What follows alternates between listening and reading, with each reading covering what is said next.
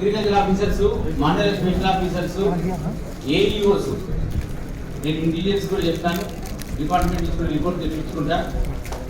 జిల్లాలో వరి విత్తనం ఆన్ రికార్డ్ చెప్తున్నా, జిల్లాలో వరి విత్తనం అమ్మినట్టుగా రైతు డీలర్ అమ్మిండు అంటే నేను కలెక్టర్గా ఉన్నంత కాలం నువ్వు సుప్రీంకోర్టు నుంచి ఆర్డర్ తెచ్చినా ఓపెన్ కాదు. అర్థమైందా? No question. అసలు మీరు ఎవరితోనైనా ఫోన్ చేయించుకొని నా షాప్ ఓపెన్ చేయమంటే 3 నెలలు లేట్. నో చెప్తున్నా కదా, మీరు నాకు ఆ ఎమ్మెల్యేగా ఫోన్ చేసి, లేకుంటే ఆఫీసర్ ఫోన్ చేసి, సీనియర్ ఆఫీసర్ ఫోన్ చేసి, వారు ఫోన్ చేసిండ్రు, మీరు ఫోన్ చేసిండ్రు, నా కుటుంబం ఫోన్ చేసిందంటే ఒక్క ఫోన్ వచ్చిందో 3 నెలలు లేట్. అంటే నేను చేద్దామనుకున్నప్పుడు కూడా ఫోన్ వస్తే లేట్ మరి. అంటే చాలా క్లారిటీగా చెప్తున్నా. దయచేసి డీలర్లందరికీ ఈ వేదిక మీద బాబు ఒక్క నిమిషం చాలా జాగ్రత్తగా వినండి. ఆఫీసర్లు కూడా 350 షాప్స్ ఉన్నాయి సుమారుగా. ఈ క్షణం నుంచి 350 షాపులో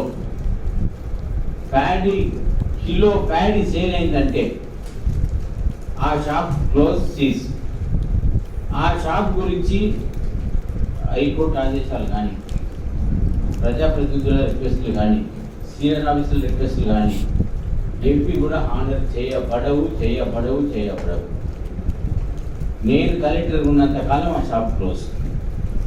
ఆ షాప్ కాకుండా ఇంకేదో షాప్లోకి వెళ్ళి కూడా ఆయన బిజినెస్ చేసుకుంటానని తెలిస్తే దాన్ని కూడా క్లోజ్ చేస్తాను. వెంటాడతా కానీ ప్యాడీ ఈ రోజు నుంచి సేల్ చేస్తే మాత్రం ఖబర్దార్. My instructions are clear. AEO జ్యూరిడిక్షన్లో కానీ, అగ్రికల్చర్ ఆఫీసర్ జ్యూరిడిక్షన్లో కానీ కిలో వరి గింజలు అమ్మినారు ఈ క్షణం నుంచి అని తెలిస్తే agriculture officer suspension, AEO suspension. గుర్తుపెట్టుకోండి, స్టాక్ కొట్టండి. మీరు కూడా షాప్ మీద నిఘా పెట్టండి. కానీ షాప్ వాళ్ళు కూడా మన సోదరులే, వారు మన కుటుంబ సభ్యులే, వారు మనకు సహకరించే వ్యక్తులే. కానీ వారు మనల్ని ఇబ్బంది పెట్టే వ్యక్తులు కాదు.